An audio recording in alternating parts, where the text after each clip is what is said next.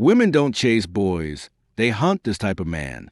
And once you unlock these three ancient traits, they'll orbit you like gravity. The last one, 99% of guys fail here. Stick around, because what comes next will change how she sees you forever.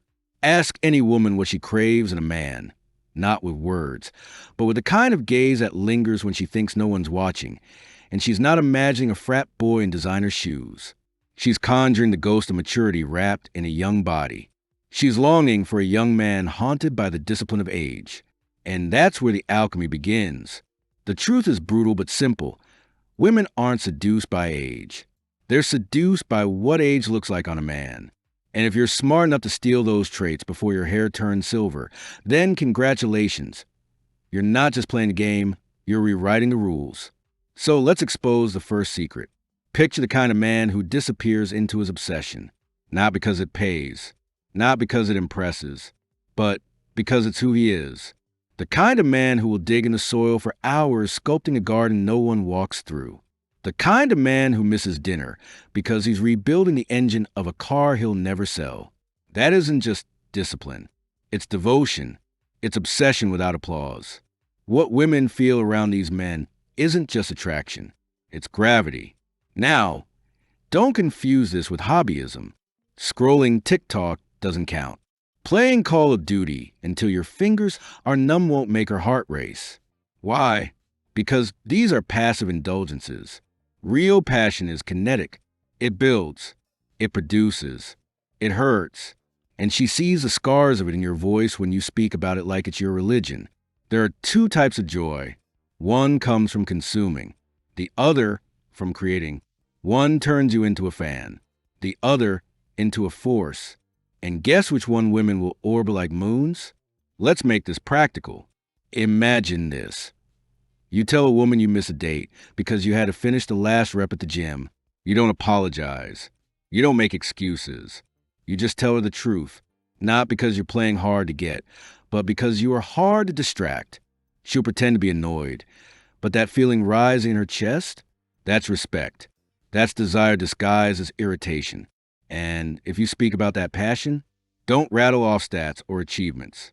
Speak like you're confessing a holy secret. Tell her what it feels like to hike 5 hours uphill just to see the sun bleed over a cliff's edge. Tell her how sore your legs get, but how you love the ache. That's not information.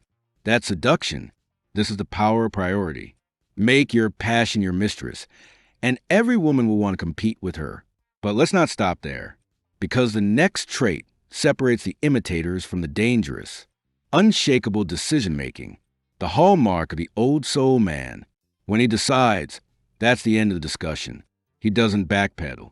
He doesn't explain himself into softness. He chooses, and the universe adapts. Let me show you what that looks like. She wants to upgrade the apartment. More light, a prettier kitchen.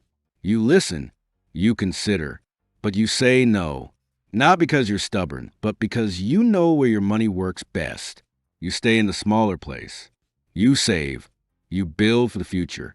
And you do it calmly, without raising your voice or tearing her down. And then, months later, she tells you she respects you more. She trusts you more.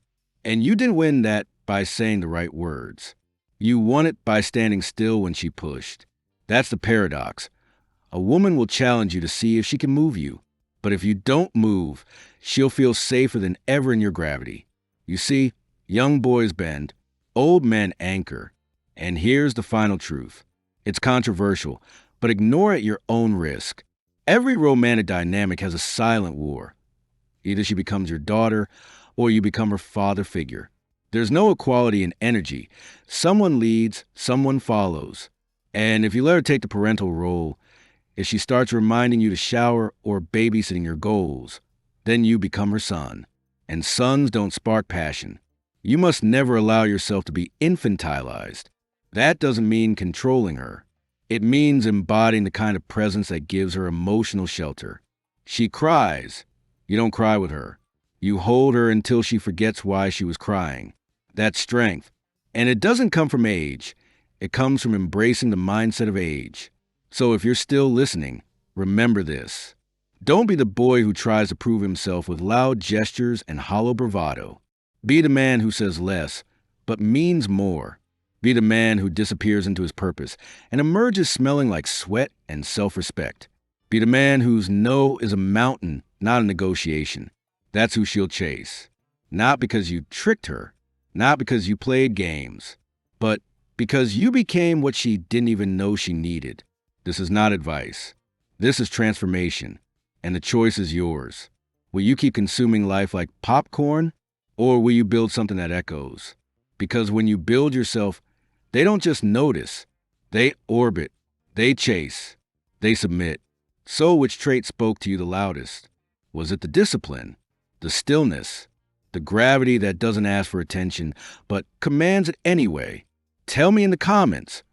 What's one change you know you need to make starting today? And if you're tired of feeling overlooked, dismissed, or misunderstood, subscribe. The next move isn't about chasing her. It's about becoming undeniable.